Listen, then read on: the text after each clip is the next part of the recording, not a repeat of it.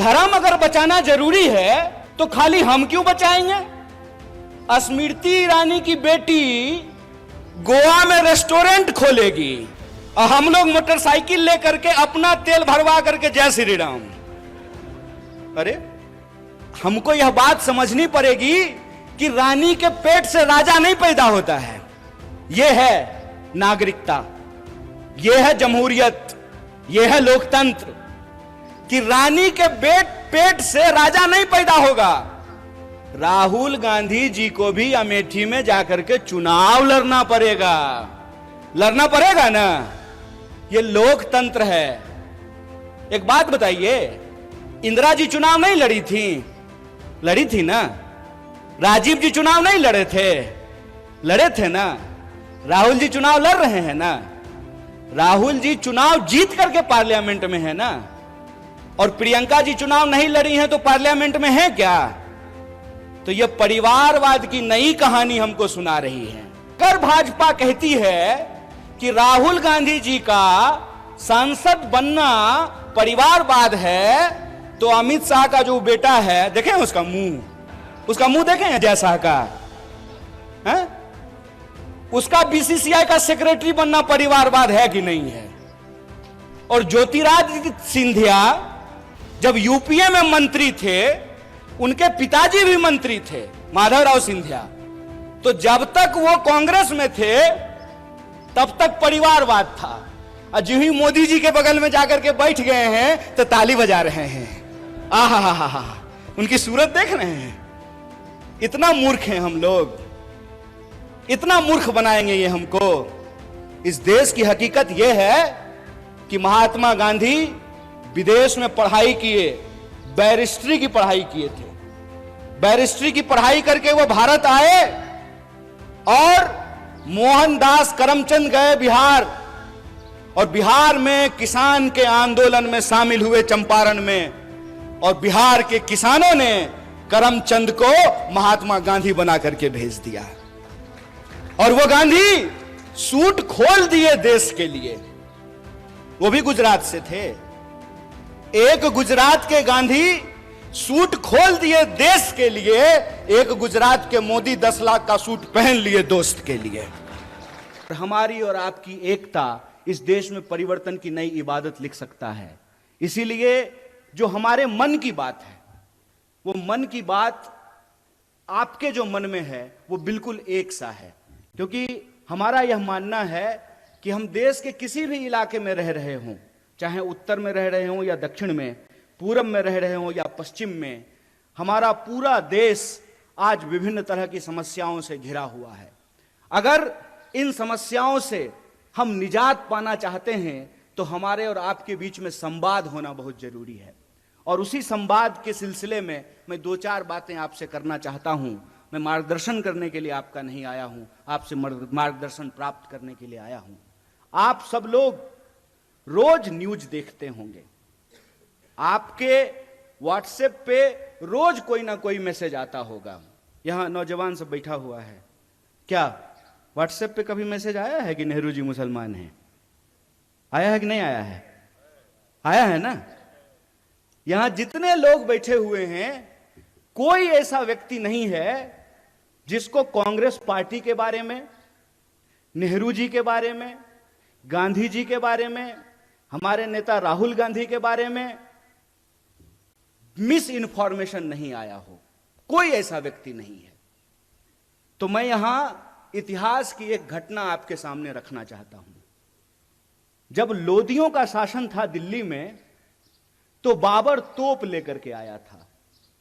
तकनीक नई थी, और उस नई तकनीक के बदौलत बाबर ने लोदियों को हरा दिया और मुगल राज की स्थापना हो गई।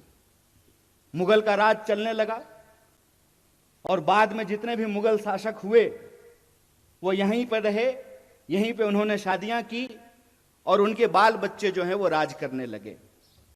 फिर अंग्रेज बंदूक लेकर के आए, मुगलों के राज को समाप्त किया, और अंग्रेजों की राज जो है वो स्थापित हो गई। 200 साल तक अंग्रेजों का राज रहा हमारे ऊपर। और जब मैं पुनर्जागरण की धरती कहता हूं, तो पुनर्जागरण की धरती कहने का क्या मतलब है? पुनर्जागरण की शुरुआत ईस्ट में बंगाल से हुआ और वेस्ट में महाराष्ट्र से हुआ था। इसीलिए जब आप स्वतंत्रता आंदोलन के इतिहास को देखेंगे तो सबसे ज्यादा बंगाल और महाराष्ट्र के लोग इस देश की आजादी के लिए कुर्बान होने वाले लोग आपको मिलेंगे। तो फिर अंग्रेजों को, उस राज को कौन सी तकनीक से समाप्त किया गया? गांधी जी के हाथ में बंदूक तो नहीं था। और आप यह जान लीजिए, शहीद आजम भगत सिंह ने भी यह कहा कि क्रांति जो होती है, इनकलाब जो होता है, वो बम और पिस्तौल से नहीं आता है। कई बार आप लोगों के सामने यह मैसेज आया होगा कि शहीद आजम भगत सिंह को फांसी हो रही थी और गांधी जी ने कुछ नहीं किया। यह तमाम जो चीज है, इसको हमको समझना पड़ेगा। जबकि शहीद आजम भगत सिंह कह रहे हैं कि बम और पिस्तौल इनकलाब नहीं लाता है। बम का दर्शन भगवती चरण बोहरा ने लिखा था, शहीद आजम भगत सिंह ने नहीं लिखा था। तो वो कौन सी ऐसी ताकत थी जो अंग्रेजों के 200 साल के राज को समाप्त किया? उस ताकत का नाम क्या था? उस ताकत का नाम था सत्य। इस बात को याद रखिएगा। और सत्य की ताकत से भारतीय राष्ट्रीय कांग्रेस इस देश के आम लोगों को इकट्ठा करके, चंपारण जब गांधी गए थे तो किसानों का आंदोलन लड़ने के लिए गए थे। महिलाओं को जब इकट्ठा किया पिकेटिंग आंदोलन के लिए, शराबबंदी के लिए, तो महिलाएं आंदोलन कर रही थी, आदिवासी आंदोलन कर रहे थे, दलित आंदोलन कर रहे थे, शेतकरी आंदोलन कर रहे थे, कामगारों का आंदोलन हो रहा था। और तमाम आंदोलनों को इकट्ठा करके महात्मा गांधी ने, जो अंग्रेजों के हाथ में बंदूक थी, बड़े बड़े जंगी जहाज थे, सत्य की ताकत से उसको परास्त कर दिया और 15 अगस्त 1947 को इस देश को आजादी मिल गई। मैं ये कहानी अक्सर लोगों से पूछता हूं, आजाद होने का क्या मतलब होता है? आजाद भारत में हम आजाद नागरिक हैं। आजाद होने का क्या मतलब होता है? आजाद का मतलब होता है अपने ख्यालों से आजाद होना। आजाद का मतलब होता है सत्य को परख करके झूठ और सच का फर्क करना। आजाद का मतलब होता है कि महिलाएं जो बैठी हुई हैं साड़ी पहन करके, उनका भी वोट एक है। और यहां जो कुर्सी सजाए हुए हैं आमदार, इसमें से हो जाएंगे कोई खासदार, उनका भी वोट एक है। बोलिए है कि नहीं है? आजाद होने का मतलब यह होता है कि हम भी अपराध करेंगे तो हमारे ऊपर भी वही कानून लागू होगा, और इस देश का कोई मंत्री भी अपराध करेगा तो उसके ऊपर भी वही कानून लागू होना चाहिए। आजाद होने का मतलब होता है कि अगर सत्य है हमारे पास तो हम सत्य की ताकत पर सत्ता से सवाल कर सकते हैं। आजाद होने का मतलब होता है खुली हवा में सांस लेना, अपने देश के लिए, समाज के लिए अपने कर्तव्य को पूरा करना। और राज्य और सरकार का यह कर्तव्य है कि वह नागरिक की जरूरतों को पूरा करे। यह होता है आजाद होने का मतलब। हमको पता भी नहीं चल रहा है कैसे धीरे धीरे स्नेह स्नेह हमारी आजादी हमसे छीनने की कोशिश की जा रही है, और हमारी जो सोचने की क्षमता है। ऐसे ही आप पुनर्जागरण की धरती के लोग नहीं हैं। आप इसलिए पुनर्जागरण की धरती के लोग हैं क्योंकि आपकी मिट्टी से संत तुकाराम पैदा हुए। इसीलिए आप पुनर्जागरण की धरती हैं कि आपकी मिट्टी से सावित्रीबाई फूले और ज्योतिबा फूले पैदा हुए। इसीलिए आप पुनर्जागरण की भूमि हैं कि आपकी मिट्टी पे डॉक्टर बाबा साहब भीमराव अंबेडकर ने उसको अपनी कर्म भूमि बनाने का काम किया। आप इसलिए पुनर्जागरण की भूमि है कि स्वतंत्रता आंदोलन की कोई भी धारा हो, चाहे क्रांतिकारी धारा हो या उदारवादी धारा हो, तमाम तरह के सपूतों को आपकी मिट्टी ने पैदा किया है। आप इसलिए पुनर्जागरण की धरती हैं क्योंकि आपके यहां क्रांतिकारी कवि अन्ना भाऊ साठे पैदा हुए हैं। यह जो इतिहास है आपका, छत्रपति शिवाजी महाराज से लेकर के साहू जी महाराज तक, यह इतिहास आपका स्वर्णिम इतिहास है। लेकिन आज आप देखिए कि इस मिट्टी के जो लोग हैं उनको कैसे मूर्ख बनाया जा रहा है। एक सवाल हम यहां खड़ा होकर के पूछें, हमारे एनसीपी के जिला अध्यक्ष हैं यहां पे, हम आपको यह नहीं बोलेंगे कि आप पवार वाले एनसीपी हैं। हम आपको यही कहेंगे कि आप सच्चा एनसीपी हैं, वो खरीदा हुआ एनसीपी है। आप सच्चा एनसीपी हैं और वो भाजपा का जो इलेक्शन डिपार्टमेंट है ना, इलेक्शन डिपार्टमेंट ईडी, पूरी सरकार ही चल रही है ईडी और सीडी पे। या तो ईडी भेजते हैं या सीडी भेजते हैं। तो जिसका ईडी और सीडी नहीं है वो सच्चा है, जिसका ईडी और सीडी है वो झूठा है, वो झूठ के साथ जाकर के खड़ा है। और मैं ये सवाल आपसे पूछता हूं, इसका जवाब आपको अपने आप मिल जाएगा, क्योंकि मैं महसूस करता हूं और मैं ऋणी हूं महात्मा गांधी का, मैं ऋणी हूं पंडित जवाहरलाल नेहरू का, मैं ऋणी हूं डॉक्टर बाबा साहब भीमराव अंबेडकर का, मैं ऋणी हूं सरदार वल्लभ भाई पटेल का, सुभाष चंद्र बोस का, सरोजिनी नायडू का। मैं ऋणी हूं उनका कि वो अंग्रेजों से लड़ करके हमको आजादी दिलाए। मैं ऋणी हूं लाल बहादुर शास्त्री का, मैं ऋणी हूं इंदिरा गांधी का, राजीव गांधी का, कि जो आजादी हमारे पुरखों ने हमको दिलाई, जो आजादी हमको हमारे संविधान ने दिया, उस आजादी को ये लोग बचा करके रखे। इसीलिए तो एक साधारण नौजवान जिसकी मां आंगनवाड़ी में काम करती है, वो आप तमाम लोगों के सामने माइक लेकर के इन तमाम नेताओं के सामने खड़ा होकर के भाषण दे रहा है।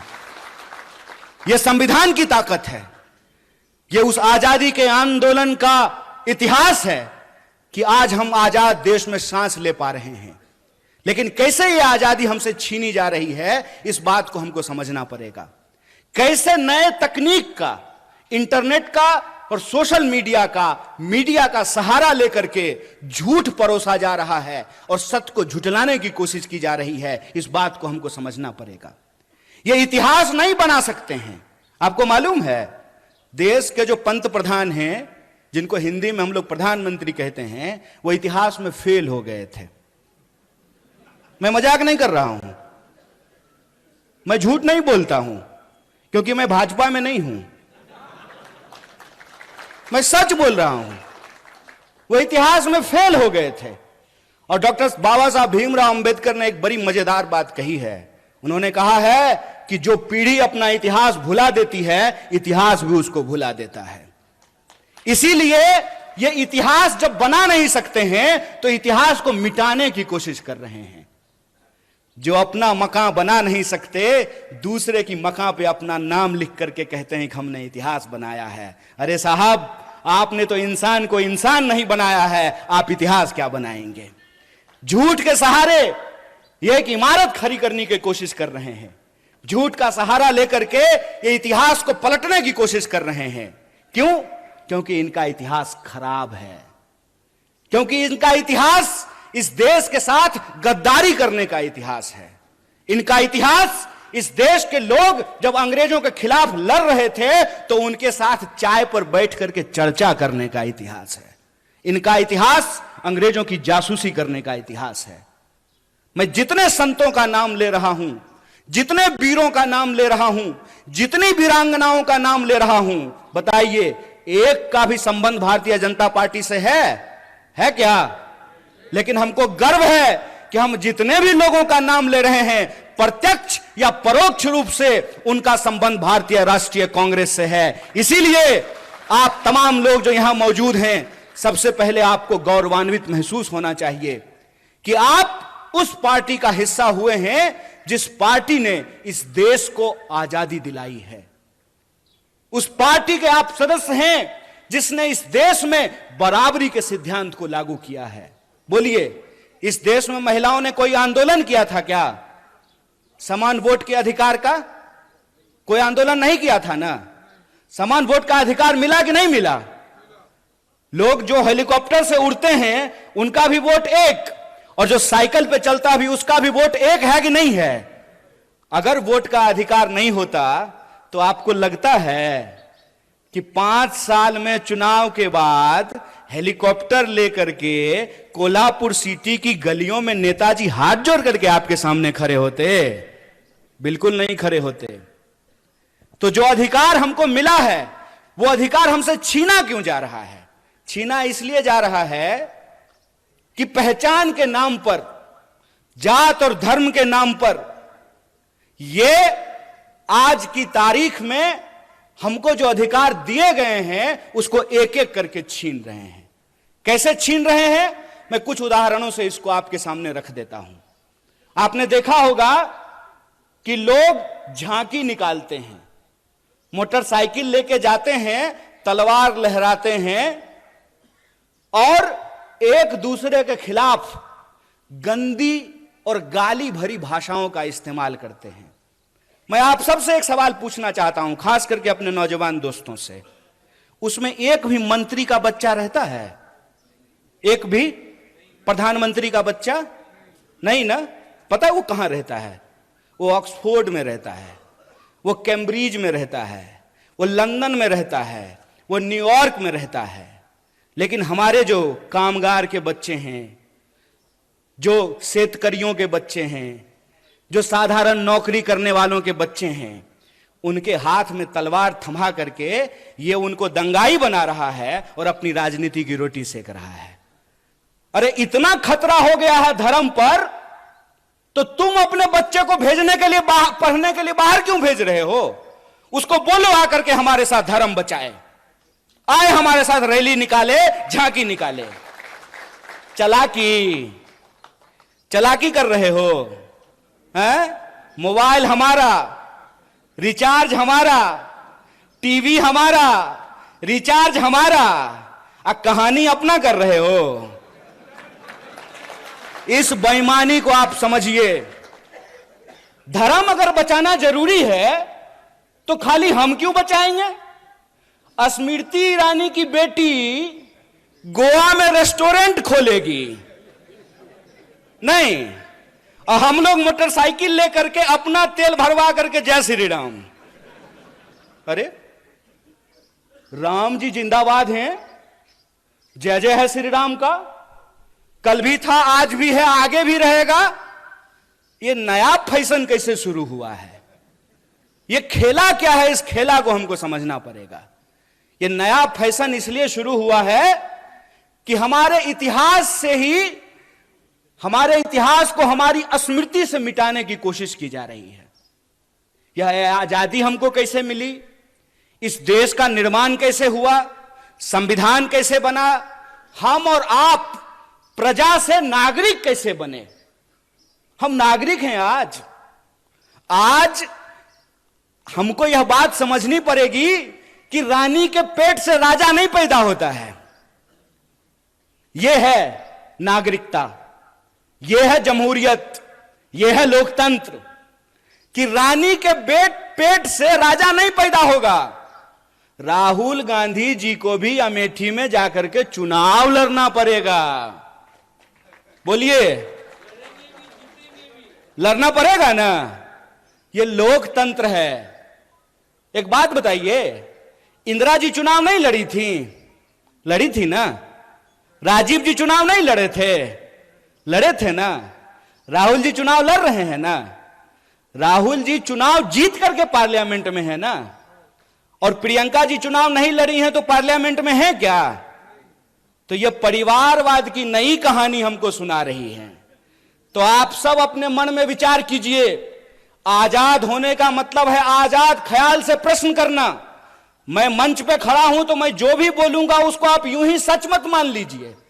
आप अपने मन में विचार कीजिए कि अगर भाजपा कहती है कि राहुल गांधी जी का सांसद बनना परिवारवाद है, तो अमित शाह का जो बेटा है, देखें उसका मुंह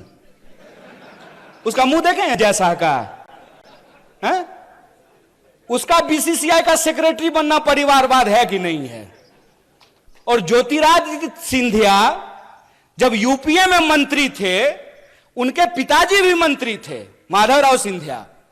तो जब तक वो कांग्रेस में थे तब तक परिवारवाद था। और जो ही मोदी जी के बगल में जाकर के बैठ गए हैं तो ताली बजा रहे हैं। आहा, उनकी सूरत देख रहे हैं। इतना मूर्ख हैं हम लोग, इतना मूर्ख बनाएंगे ये हमको कि हमारी पार्टी में परिवारवाद है, जो ही आप आरएसएस में शामिल हो जाइएगा तो वो संघ परिवारवाद हो जाता है। अगर परिवारवाद गलत है चचा, तो संघ परिवारवाद भी गलत है। ऐसा नहीं होगा कि हमारे लिए परिवारवाद गलत है और आपके लिए परिवारवाद सही हो जाएगा। मैं ये एग्जाम्पल हमेशा लोगों को देता हूं कि सोनिया जी का कांग्रेस में होना और राजीव जी का कांग्रेस में होना परिवारवाद है, तो मेनका गांधी जी का और वरुण गांधी जी का भाजपा में होना परिवारवाद कैसे नहीं है? बताइए, बोलिए। बेवकूफ बना रहे हो। तुम्हारा खेल हम समझते हैं, और इसका खेल जानते हैं हम क्यों समझते हैं? क्योंकि हमारे जैसे लोग राजनीति को कभी अपना कैरियर नहीं समझते हैं। हमने, और ये मैं पब्लिकली बोल रहा हूं आपके सामने, ये जो आप तमाम लोग यहां बैठे हुए हैं ना, हमने आपका नमक खाया है। आप जो टैक्स देते हैं, उस टैक्स के पैसे से हमने दिन रात पढ़ाई करके पीएचडी की है। हमारा बाप अमित शाह थोड़ी था कि हम बीसीसीआई के सेक्रेटरी बन जाएंगे, हैं? तो जब हमने आपका नमक खाया है तो हम जानते हैं इस देश की हकीकत क्या है। इस देश की हकीकत यह है कि महात्मा गांधी विदेश में पढ़ाई किए, बैरिस्ट्री की पढ़ाई किए थे। बैरिस्ट्री की पढ़ाई करके वो भारत आए और मोहनदास करमचंद गए बिहार, और बिहार में किसान के आंदोलन में शामिल हुए चंपारण में, और बिहार के किसानों ने करमचंद को महात्मा गांधी बना करके भेज दिया। और वो गांधी सूट खोल दिए देश के लिए। वो भी गुजरात से थे। एक गुजरात के गांधी सूट खोल दिए देश के लिए, एक गुजरात के मोदी 10 लाख का सूट पहन लिए दोस्त के लिए। यही हकीकत है ना। और कहते हैं कि एक गरीब प्रधानमंत्री बन गया है तो आपको अच्छा नहीं लग रहा है। नहीं नहीं, बहुत अच्छा लग रहा है। बस हम ये चाहते हैं कि जैसे आप गरीब हैं ना, वैसा ही गरीब इस देश का हर कोई बन जाए। हर कोई वैसा ही गरीब बन जाए कि चढ़ने के लिए उसके पास 8,500 करोड़ का हवाई जहाज हो, 15 करोड़ का कार हो, 10 लाख का सूट हो, 5 लाख का चश्मा हो, 2.5 लाख का कलम हो। हम चाहते हैं कि ऐसी गरीबी पूरे देश को मिल जाए। चोरी, इसको चोरी कहते हैं, इसको बेईमानी भी कहते हैं। इसको कहते हैं आंख में झूठ झोंकना, और ये हमारे आंख में झूठ झोंक रहे हैं। मोदी जी सुबह सुबह 15 अगस्त को उठ करके तैयार होकर के बढ़िया सूट वूट पहन करके बाल वाल सेट करा लिए थे। बुढ़ापे में भी जो है बाल का बहुत ध्यान रखते हैं। और वहां गए और जाते ही झूठ बोलना शुरू कर दिया। ये क्यों बार बार परिवारवाद बोल करके कांग्रेस पे हमला करते हैं? इसकी क्या वजह है? इसकी वजह यह है कि इनको मालूम है कि ये जिस व्यक्ति को अपना दुश्मन चुन लिए हैं ना, पहली बात तो ये, वो व्यक्ति इनको अपना दुश्मन मानता ही नहीं है, क्योंकि ये आदमी ही उस लेवल के नहीं है। सच बात बता रहे हैं आपको। और दूसरा, इन्होंने सब कुछ कर लिया। खरीदने की कोशिश कर ली, डराने की कोशिश कर ली, सब कुछ करने के बाद ये इस नतीजे पर पहुंचे हैं, भाई ये इंदिरा गांधी का पोता है, मर जाएगा, झुकेगा नहीं। जिस परिवार ने इस देश की एकता और अखंडता के लिए 2-2 प्रधानमंत्री की जान गंवाई हो, उसको टुकड़े टुकड़े गैंग बोलते हो। अरे जब बोलते हो ना, तो शर्म से तुम्हारा जुबान कट जाना चाहिए अपने आप। अगर शर्म होती ना, तो यह बोलने की हिम्मत नहीं करते। नेहरू के बारे में व्हाट्सएप मैसेज फैलाते हो कि नेहरू ने इस देश को बर्बाद कर दिया। अगर नेहरू नहीं होते ना, एक इंसान को एक इंसान के वोट का अधिकार नहीं मिला होता ना, तो आपको लगता है मोदी जिस गर्व से कहते हैं कि मेरी मां बर्तन मांजती थी, तो बर्तन मांजने वाली का बेटा देश का प्रधानमंत्री बन पाता? संभव था ये? अगर कांग्रेस 70 साल तक इस देश की जमहूरियत को बचा करके नहीं रखती तो जयशाह का बाप तरीपार होने के बाद देश का गृह मंत्री बन पाता? खेला कर रहे हो। यह सच्चाई आज न कल इंसान के सामने आएगी, क्योंकि सच और झूठ में एक फर्क होता है। झूठ को चाहे आप कितनी बार भी बोल लीजिए, लेकिन वो सच को नहीं दबा सकता है। और सच की ताकत यह होती है कि आप उसको जितना दबाने की कोशिश कीजिएगा, अपने आप उठ करके वो सामने खड़ा हो जाता है। और आप देखिए कि जब राहुल जी कन्याकुमारी से भारत जोड़ो का संकल्प लेकर के चलना शुरू किए तो भाजपा के नेताओं की धड़कन बढ़ने लगी और कहना शुरू करते हैं कि अरे भाई मान गए, ये आदमी तो पप्पू नहीं है। खुद ही बोलना शुरू कर दिए। क्यों? क्योंकि इन्होंने हजारों करोड़ खर्च किया उस इंसान को बदनाम करने के लिए। हजारों करोड़ खर्च किया उस इंसान को पप्पू साबित करने में, और उसने कुछ नहीं किया। उसका जो नाम है ना, राहुल और गांधी, राहुल को उन्होंने भुला दिया और गांधी को अपना करके चलना शुरू कर दिया है।